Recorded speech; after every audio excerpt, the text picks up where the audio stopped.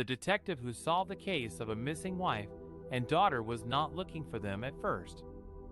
He was investigating a double homicide that happened in 1981 in Houston, Texas.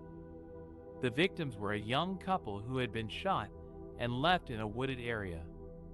Their names were Tina and Harold Klaus, and they had a 3-year-old daughter named Lisa.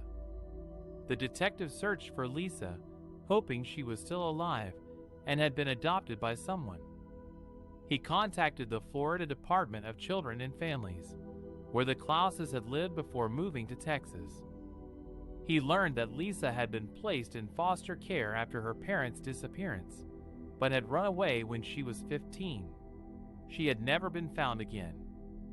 The detective did not give up. He decided to use a new technique called forensic genealogy, which uses DNA to trace family trees and identify unknown relatives. He contacted Identifinders International, a company that specializes in this field. They agreed to help him find Lisa. They obtained DNA samples from Tina and Harold's remains and uploaded them to a public database called GeneMatch. They also searched for Lisa's birth certificate and social security number. They found out that Lisa had changed her name to Amy Smith and had moved to California. They then used GeneMatch to find people who shared DNA with Amy Smith. They contacted some of them and asked them about their family history.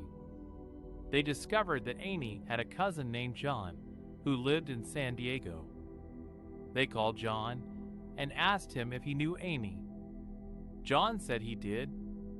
He said Amy was his favorite cousin and that they had grown up together.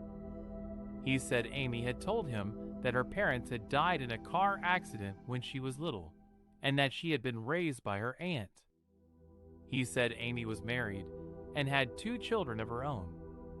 The detective asked John if he could talk to Amy. John said he would try to reach her, but he warned the detective that Amy was very private and did not like to talk about her past. He said Amy might not want to talk to him. The detective waited for John's call.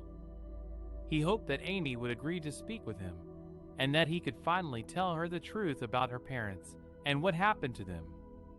He hoped that he could reunite her with her biological family, who had been looking for her for decades. He hoped that he could give her some closure and peace. He also hoped that he could find out who killed Tina and Harold Klaus and why they took their daughter away from them. He hoped that he could bring justice to the killers, who had never been caught or charged. He hoped that he could solve the case of a missing wife and daughter